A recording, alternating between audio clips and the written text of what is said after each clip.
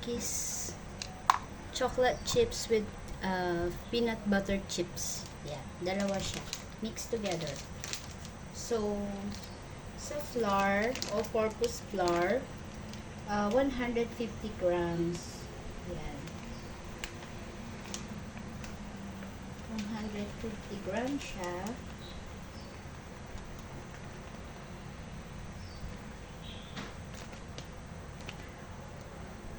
Ayan, 150 grams. And then, so yun na siya, isisip lang. Yan, mabilis kasi sa akin yung ganyan. Ganyan. O kaya ako kutsarahin. Ayan.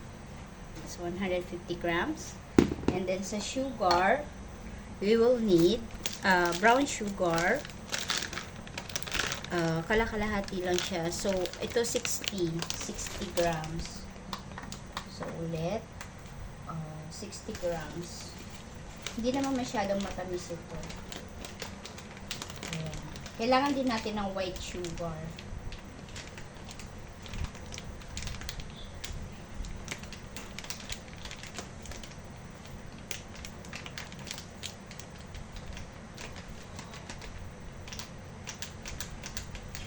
Paborito to ng mga alaga ko.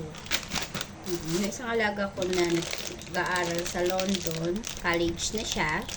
Nilagaan ko since baby, ngayon college na, is paborito niya pa rin ito. So yan, so white sugar. Pwede lang 50 lang. Oopsie. Hold on. Kalimutan ko pala i-on. So, balik-balik. Balik-balik ang sugar. Okay, balik-balik.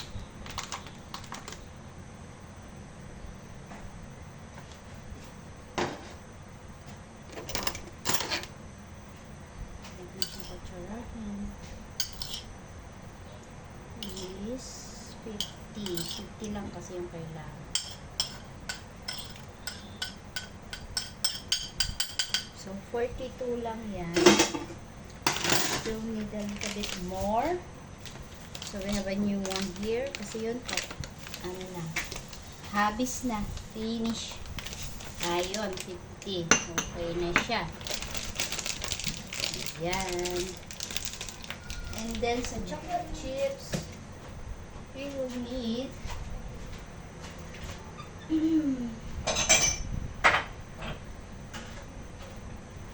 100 grams.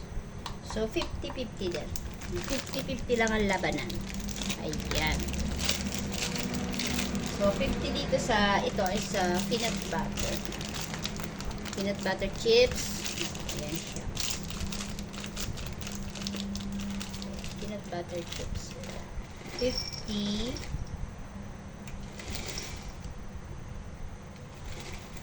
Ayun. 60 siya. Lagay ko na lahat. There's no point na itabi ko pa yung iba. So, that means, less ko na lang tong chocolate chips. Dark chocolate. Less ko na lang siya. Kasi sobra na sa peanut butter chips. Ayun. Okay na siya. Yan na siya. And then, next, we only need is egg. Isang piraso lang. Isang piraso lang ang kailangan natin dyan. Okay. So then, we need a big bowl. Yes, just this. And we need a spatula. Yeah, spatula. And then, dito, lalagyan natin siya ng half teaspoon of bicarbonate soda.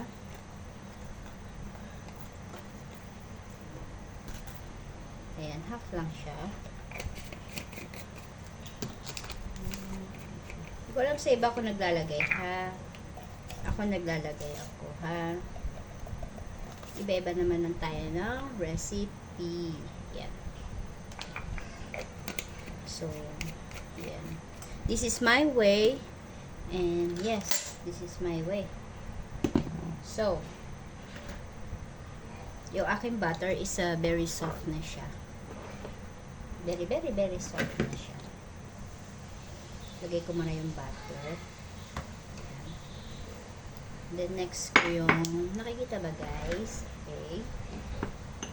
Sugar, white sugar.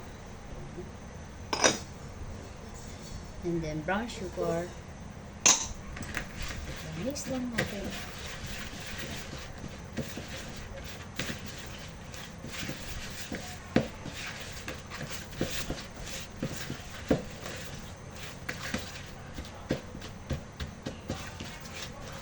Shout out everyone. Thank you sa palaging support yan. At yung iba, hindi ko pa masyado nababalikan, but I'm trying my best na supportan ko lahat na sumusupport sa akin. Salamat guys sa mga oras, yan, effort na binibigay niyo po sa akin. So, isang egg, crack na lang natin.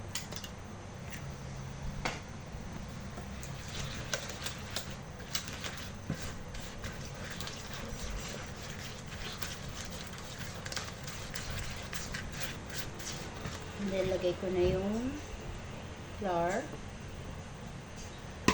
Lagyan ko siya ng konti. In cooking, we actually really need salt. Yeah. Lalo na sa mga baking. Cakes or whatever, kailangan ng may salt. Ayan. Pwede na rin ilagay yung chips niya. So, ito is i-chill pa siya sa fridge.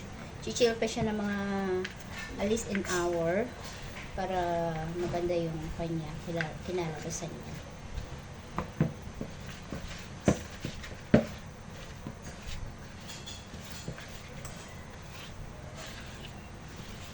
Ayan, ganyan gumawa ng cookies. Cookies and chips. Ayan. So, ayan na siya. Lalagay ko siya sa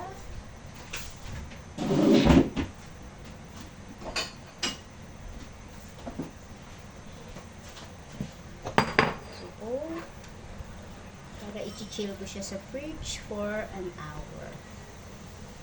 Ayan na.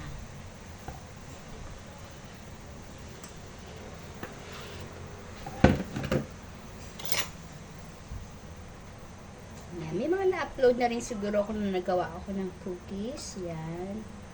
Ayan. But this one is a different.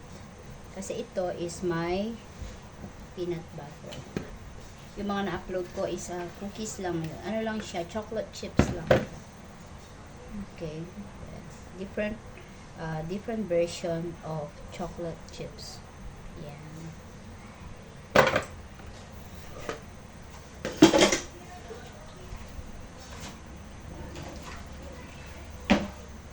So, lagyan ko lang siya ng cling wrap para ma-chill natin siya sa fridge.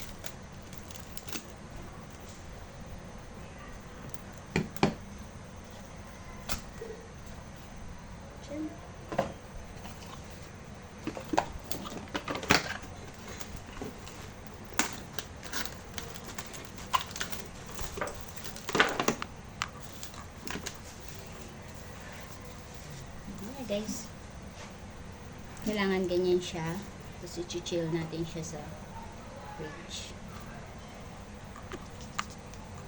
Ang ating cookies and chips with peanut butter chips is going to bake, guys.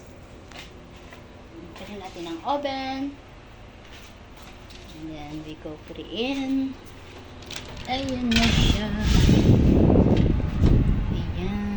So, 180 dapat. Ayan. And then, actually, kwan lang yan. So, 5, 10, 15. Ayan, ganyan lang siya. Mga 12 minutes, ganun. Check, check. Pwede ng more, but let's see. See first. Must check. Oo. Hindi pwede masunog. Ayan na. So, ayan na ang ating cookies. Ililipat na natin siya sa coolers tray. So, ayan na. Nailipat na natin siya. At ayan na ang kinalabasan ng ating cookies. So, lipat natin siya dyan kasi mainit. So, patitigasin pa muna natin siya. Ayan. Ayan siya. Thank you guys. Thank you so much. Bye-bye.